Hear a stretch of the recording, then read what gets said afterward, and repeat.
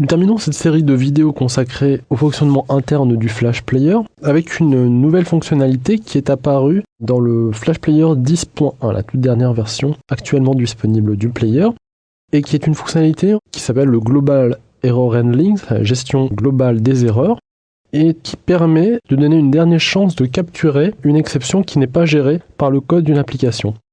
Imaginez une application comprenant énormément de classes avec beaucoup de lignes de code, et il est possible d'avoir oublié de gérer une exécution qui peut être levée au runtime.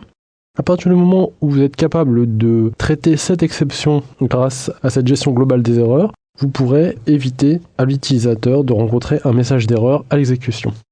Donc pour mettre en place cette gestion globale des erreurs, eh bien tout simplement il suffit de souscrire à l'événement uncaughterrorEvent.uncaughterror, et cela sur l'objet loaderinfo.uncaughterrorEvent qui retourne un objet uncaughterrorEvent, et de souscrire donc à l'événement uncaughterror. Donc c'est un événement qui est diffusé avant que l'exception au runtime soit prise en charge par le player. Donc nous allons assigner une fonction écouteur pour gérer cet événement.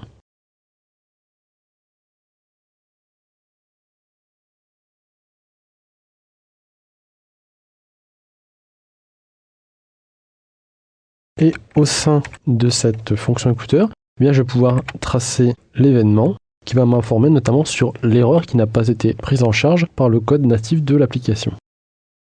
Alors bien sûr, pour que cet handler se déclenche, eh bien, il faut lever une erreur à l'exécution. Donc le choix est vaste. Il suffit par exemple de déclarer une variable de type movieClip sans lui assigner d'objet movieClip et de tenter de passer cette variable obj à la méthode addChild comme si elle pointait réellement vers un objet de type movieClip. Si on fait cela à l'exécution, on va obtenir une erreur de type typeError, le paramètre child ne doit pas être nul.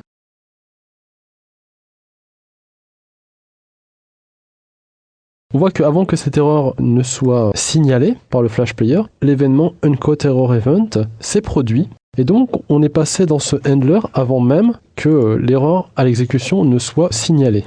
Et donc à partir de ce moment-là, au sein de cet handler, on a une toute dernière possibilité au niveau global, au niveau application, de gérer cette exception. Et par exemple, ce qu'on peut faire, c'est d'utiliser la méthode preventDefault sur l'objet événementiel. Et donc en faisant cela, eh bien, on bloque le comportement par défaut qui est de notifier sur l'exception non gérée. Voilà, si je teste l'animation, dans ce cas-là, eh bien, l'erreur de type typeError ne m'est même pas signalée. Alors bien sûr, ce que l'on peut faire au sein de cette uncaughterrorHandler, c'est par exemple se baser sur la propriété error de cet objet uncaughterrorEvent.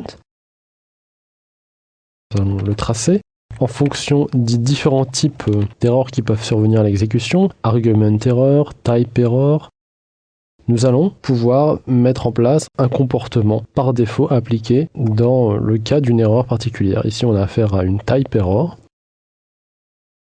Donc on pourra très bien accéder à ce paramètre typeError et puis faire un switch case en fonction du type d'erreur qui est capturé et ainsi avoir un comportement adapté.